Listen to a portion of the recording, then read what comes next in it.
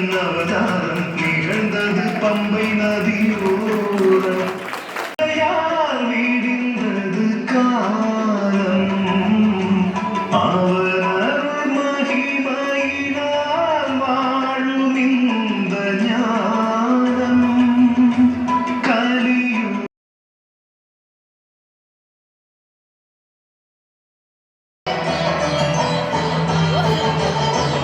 இறையருள் தோன்றும் அறவழி எடுத்து சொல்லி பாதை ஒன்று காட்டும் காக்கும் கண்ணுக்குள் நின்றாடும் கருணை கடலே என்னாடும் கரை சேர்க்கும் நம் வாழ்வினையே கண்ணுக்குள் நின்றாடும் கருணை கடலே என்னாடும் கரை சேர்க்கும் நம் வாழ்வினை வினை தீர்த்திடும் வில்லாளனை மனம் போற்றுது என்னாலுமே ஐயன் வந்தார் ஆனந்தமே கலை காக்கும் ஒரு தெய்வம் ஐயப்பன் அவதாரம் திகழ்ந்தது பம்பை நதியோரம்.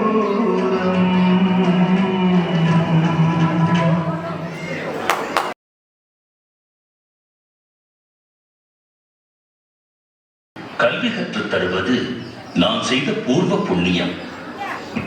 தங்கள் திருவருளால் நான் நிறைந்த கல்வியையும் சகலவிதமான கலைகளையும் கற்றுக்கொண்டேன். இந்த பரிசு பொருட்களை தவிர குரு தட்சணையாக வேறு ஏதாவது வேண்டுமென்றால் கேளுங்கள். ஓம் நமச்சிவாய. ஓம் நமோ நாராயணாய. எங்கே சொல் பார்க்கலாம். ஓம் நம சிவாய. அப்படித்தான் பேசு. ஓம் நமோ நாராயணாய. தங்கள் கணிப்பு சரியானதுதான் குருவே. ஒரு அசுர சம்ஹாரத்தை நிகழ்த்தி தீமையை அழித்த இந்த கலியுகத்தை காக்கவே நான் அவதரித்துள்ளேன். இந்த ரகசியம் தங்களுக்கு மட்டுமே தெரிந்ததாக இருக்கட்டும் குருவே. என்னுடைய அவதார நோக்கம் முடிந்த பிறகு என்னை தரிசிக்க வரும் பக்தர்களுக்கு உத்திர நட்சத்திரமாக நான் காட்சி அளிப்பேன்.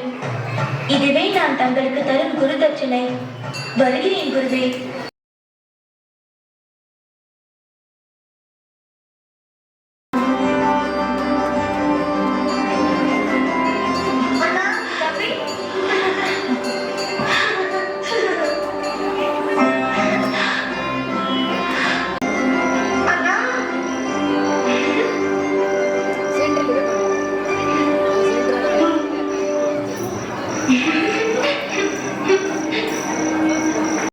என்ன சொல்லுவார்கள்?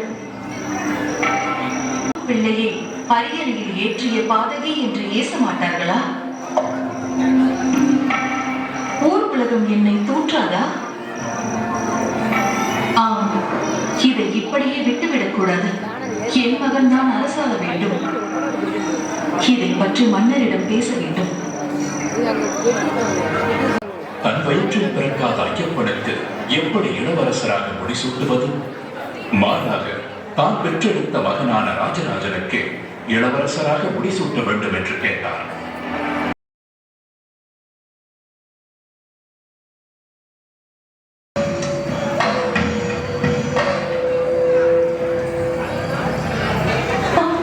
அதற்காக கோப்பிலே பொய்யாக தலைவலி வந்தது போல் நடிக்கும். அம்மா, வலி தாங்க முடியவில்லையே. மன்னா, வலி தாங்க முடியவில்லை. வலிக்கிறது. அரசே, நம் மகாராணிக்கு ஏற்பட்டிருக்கும் இந்த தலைவலியை போக்க புலிப்பாலை கொண்டு வந்தால் மட்டுமே குணப்படுத்த முடியும். அதனுடன் என்னிடம் உள்ள மூலிகைகளை போட்டு நான் ஒரு மருந்து தயாரித்து தருகிறேன். அதுவே குணமடைய செய்யும். அப்படியா? புலிப்பாலை எப்படி பெறுவது? யார் கொண்டு வருவார்கள்? பயப்பட வேண்டாம். என்னை காட்டிற்கு செல்ல அனுமதியுங்கள்.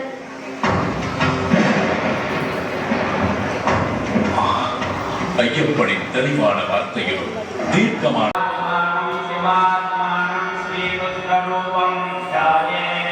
சிவபக்தரான மன்னர் ராஜசேகரன் ஐயப்பனை வழியனுப்பும் முன் ஈசனை வழிபட்டு முக்கம் தேங்காய் ஒன்றை இறைக்கடாட்சமாக எடுத்து ஐயப்பன் கொண்டு செல்ல கொடுத்தார். கூடவே உணவுப் பொருட்கள் சிலவற்றையும் போட்டு அதை இருமுறையாக தட்டி ஐயப்பனிடம் கொடுத்து வழி அனுப்பினார்.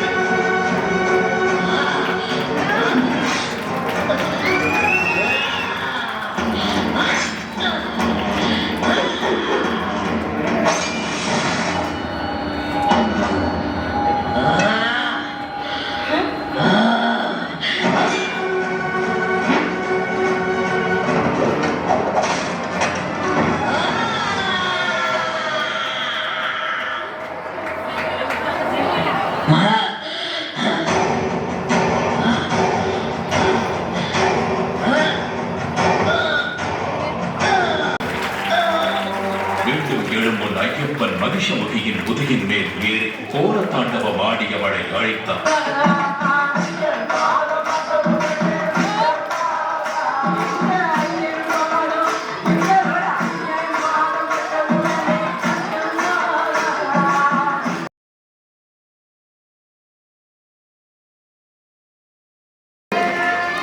உன் விருப்பம் நிறைவேறாது. இந்த அவதாரத்தில் நித்திய பிரம்மச்சாரியாகவே நான் இருக்க போகிறேன். ஆனாலும் ஒரு வாய்ப்பு இருக்கிறது. எனக்கென்று ஒரு கோவில் கட்டப்படும்.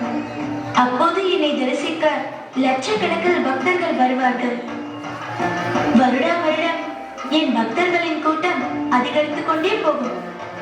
ஒவ்வொரு வருடமும் புதிதாக பக்தர்கள் என்னை முதன்முறையாக தரிசிக்க வருவார்கள். அப்படி எந்த வருடத்தில் புதிய பக்தர் யாரும் வரவில்லையோ அப்போது உன்னை நான் திருமணம் செய்து கொள்கிறேன். அதுவரை காத்திரு. என்னுடைய கோவிலுக்கு அருகிலேயே உனக்கும் ஒரு கோவிலை கட்டுவார்கள். உன்னை மாளிகைப்புறத்து அம்மன் மஞ்ச மாதா என்றெல்லாம் அழைத்து மக்கள் வழிபடுவார்கள்.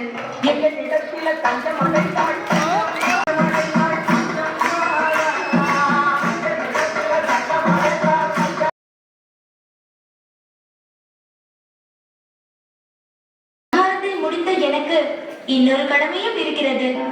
என் தாய் அங்கே கடும் தலைவலியால் துடித்துக் கொண்டிருக்கிறார். அதை தீர்ப்பதற்கான புலிப்பாலை பெறவே நான் இங்கு வந்தேன். இது என் மீது அளவற்ற பாசம் கொண்டிருக்கும் என் இரு கண்களையும் போன்ற தாய்க்கும் தந்தைக்கும் நான் ஆற்ற வேண்டிய கடமையாகும். எனவே புலிப்பாலை பெற தாங்கள் தான் எனக்கு உதவ வேண்டும். நிச்சயமாக எம்பெருமான் பரமேஸ்வரன் கட்டளைப்படி நான் பெண்புலியாக மாறி பால் சுரந்து தருகிறேன். ஆனால் நீங்கள் இந்த குவளையை கொண்டு போய் மகாராணியிடம் கொடுத்து இந்தாருங்கள் புலிப்பால், உங்கள் தலைவலி தீர இதிலிருந்து மருந்து தயாரித்துக் கொள்ளுங்கள் என்று சொன்னால் அவர்கள் நம்ப வேண்டுமே. அதனால் நானும் உங்களுடன் வருகிறேன். என் மீது ஏறிக்கொள்ளுங்கள். அரசவையில் நான் நுழைந்தால் நீங்கள் கொண்டு வந்திருப்பது புலிப்பால் தான்.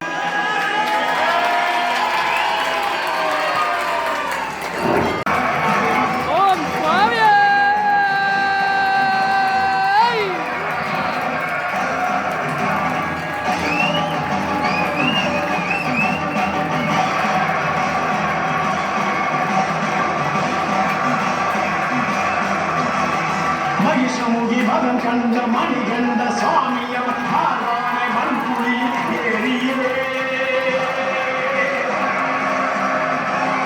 மலை தாண்டி மடு தாண்டி கண் கண்ட தெய்வமோ மாறானே வந்தவர்.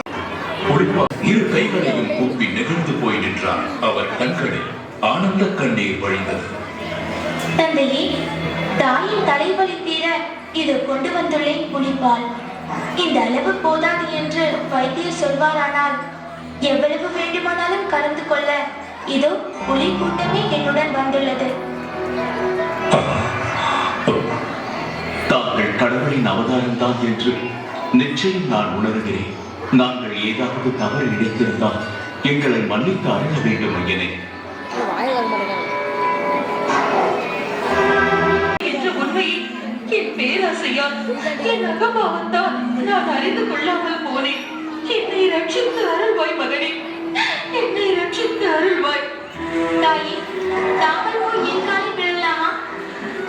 என்னை பெறாவிட்டாலும் என்னை வளர்த்து ஆளாக்கிய அன்பு தாய் நீங்கள். என் அவதாரத்தின் நோக்கம் நிறைவேற உதவியவர் நீங்கள். இப்படி ஒரு வாய்ப்பிற்காக என்னை 12 வருடங்கள் வளர்த்த உங்கள் அன்பிற்கும் பாசத்திற்கும் என்ன கைமாறு செய்ய போகிறேன்?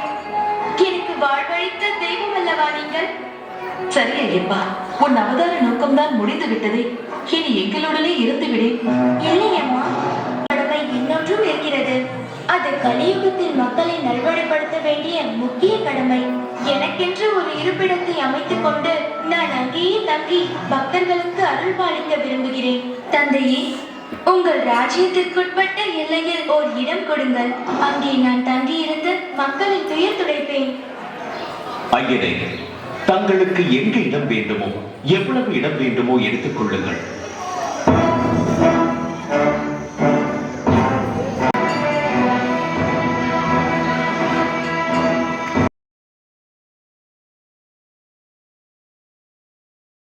இந்த அம்பு எய்கிறேன்.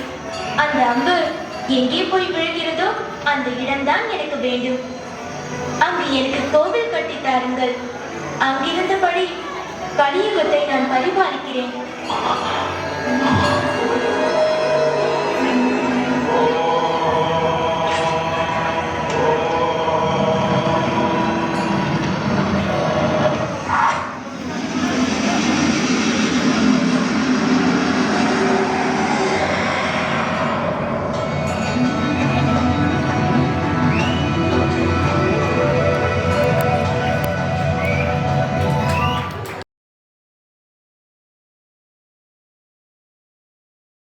பக்தர்களுக்கு நான் காட்சி கொடுப்பேன். ஆகையால் அனைத்து வயது பெண்களும், அனைத்து மக்களும், அனைத்து வயது பக்தர்களும் துணை துளைக்க நெல்லையின் ஒரு சபரிமலை அழைக்கப்படும் என் ஈட்டெடுத்த தாய் தந்தையுடன் மற்றும் என் சகோதரனான விநாயகர் பெருமாள் மற்றும் முருக பெருமாளும் எல்லாருடனும் சேர்ந்து நான் காட்சி கொடுக்கின்றேன்.